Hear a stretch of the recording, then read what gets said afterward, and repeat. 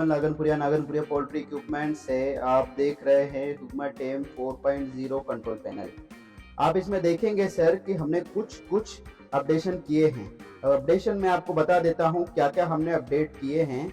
इसमें एक तो सबसे पहले कूलिंग पंप का, आप कूलिंग पंप को टाइम पर भी सेट करके चला सकते हैं।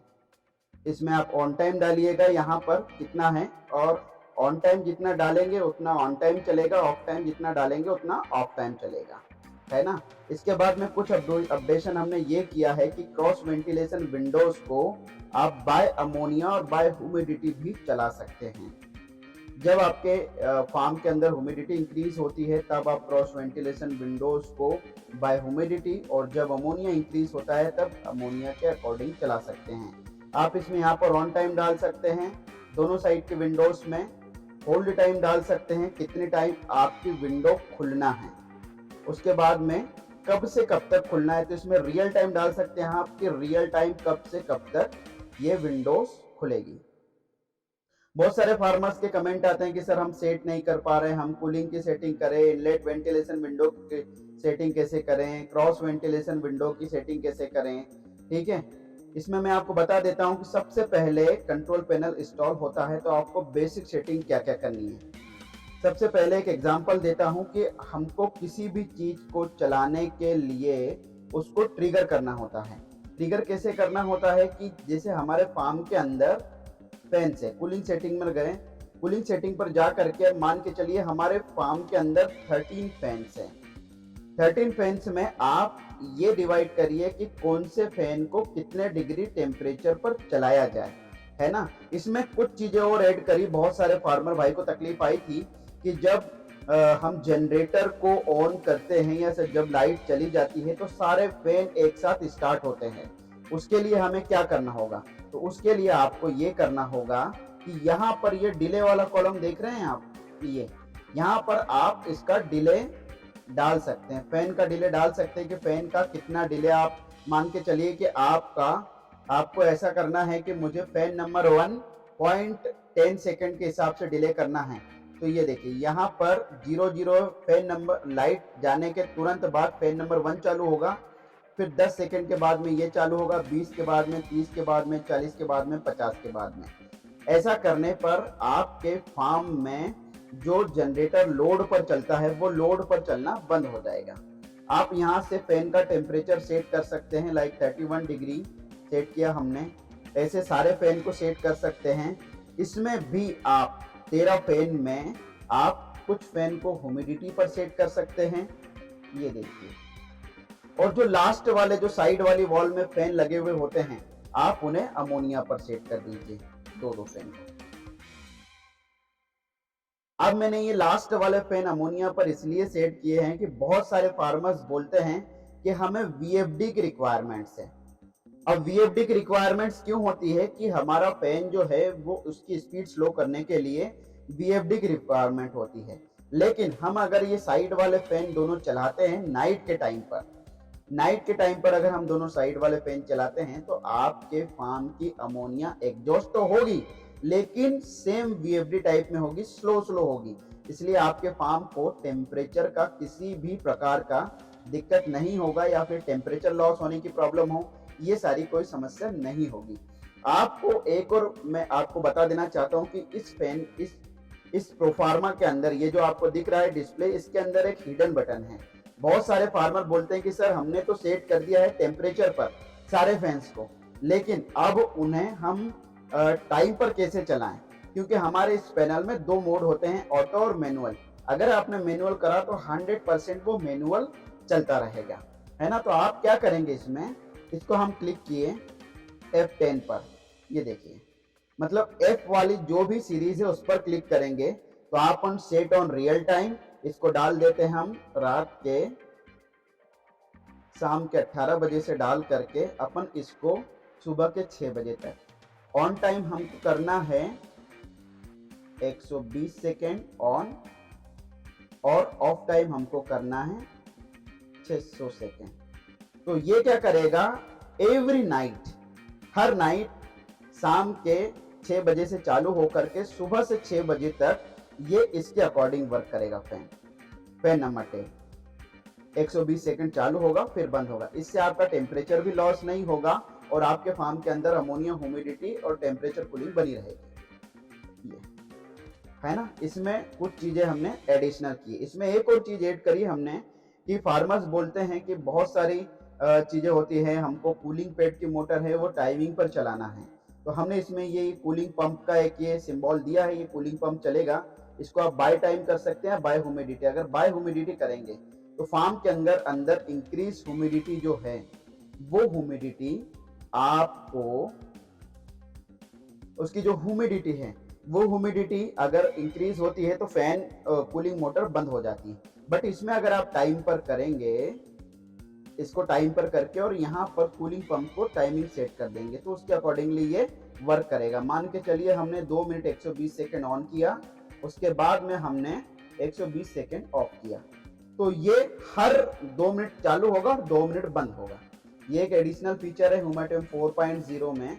आप इसका फीड का भी सेटिंग कर सकते हैं बाय टाइम बाय सेंसर। अगर आप बाय टाइम करेंगे, इसमें आपको पासवर्ड डालना होगा, पासवर्ड डाल करके खोलेंगे तो आप आपके अकॉर्डिंगली फीड कब आप चलाना चाहते हैं, कब नहीं चलाना चाहते हैं, ये आप कर सकते हैं। ये बेसिकली ऑन ऑफ के कॉलम है, आप कितने बजे से कितने बजे तक चलाना चाहते हैं, कितने बजे से कितने बजे तक बंद करना चाहते हैं। ठीक है, इसके बाद में और एडिशनल मैं आपको बता देता हूँ क्रॉस वेंटिलेशन का। क्रॉस वेंटिलेशन में जो साइड वाले फैन हम लगा करके रखते हैं वो भी सेम क्रॉस वेंटिलेशन विंडोज के जैसे ही काम करते हैं। ठीक है, ये इनलेट वेंटिलेशन विंडो का अप टाइम, डाउन टाइम। ठीक है, इसके बाद में आप यहाँ पर दी हुई है सेट टेम्परेचर। एक्चुअली इसमें अभी टेम्परेचर सेंसर कनेक्ट नहीं है तो आपको फार्म का प्रेजेंट टेम्परेचर और सेटिंग टेम्परेचर मालूम नहीं पड़ेगा, लेकिन हम सेट टेम्परेचर कर सकते हैं। इसकी सेटिंग में जा करके आप इसे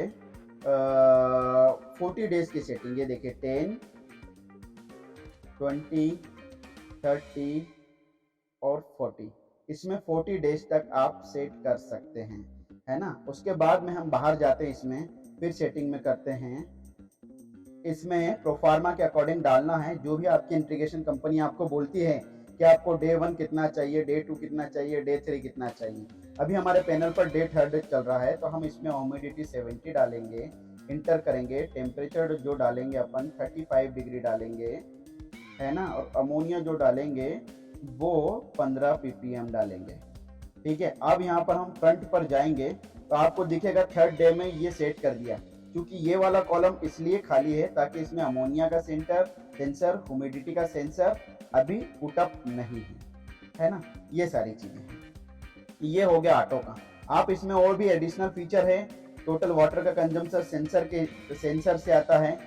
आप टोटल फीड कंजम्पशन इसमें डाल सकते हैं, एवरेज वेट इसमें डाल सकते हैं, कई सारी चीजें जो डाल सकते हैं। इवन आप इसमें मोटिलिटी भी डाल सकते हैं। सबसे पहले आपको पैनल जैसे ही स्टार्ट होता है आपको सेटिंग में जाना है, सेटिंग में जा करके इसको इरेज फ्लॉग करना है।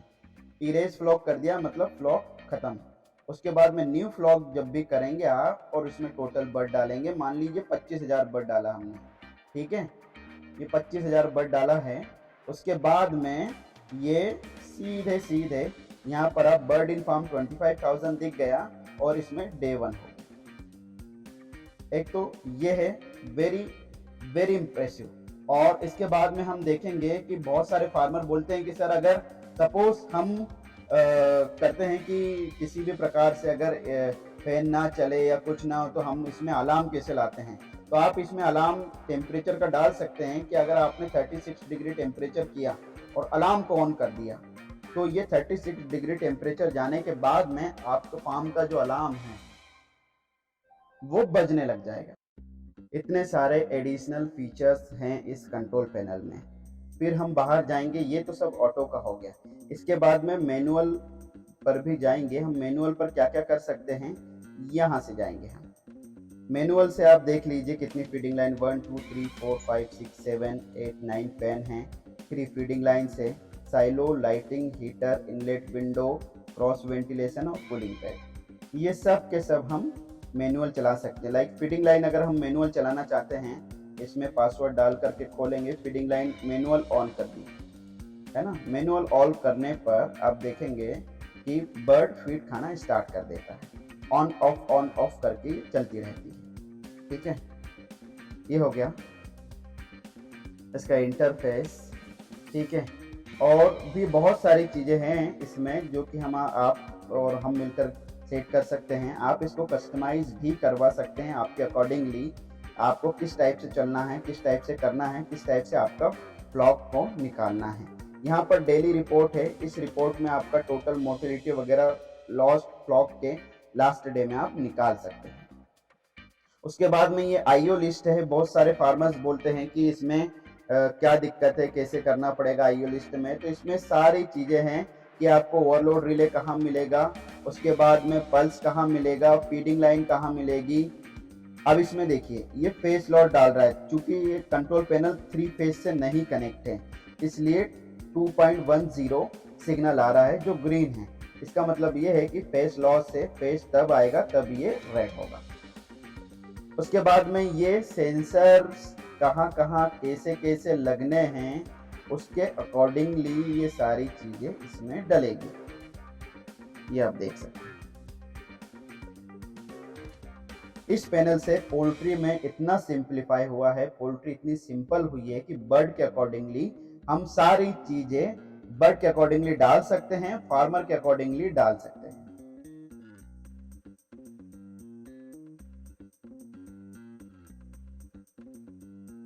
YouTube पर हमारे वीडियोस को आप लाइक शेयर भी कर सकते हैं, जिससे अधिक से अधिक फार्मरों को लेटेस्ट इंफॉर्मेशन पहुंचती रहे। धन्यवाद।